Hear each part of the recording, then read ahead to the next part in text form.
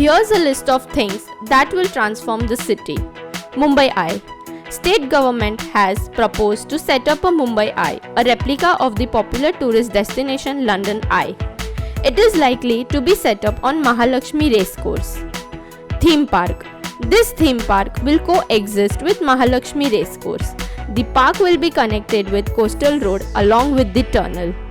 Revamp of worship places. Banaganga, Mahalakshmi and Mumbadevi temples, Haji Ali Dargah will soon get a makeover. Safeguarding local traditions.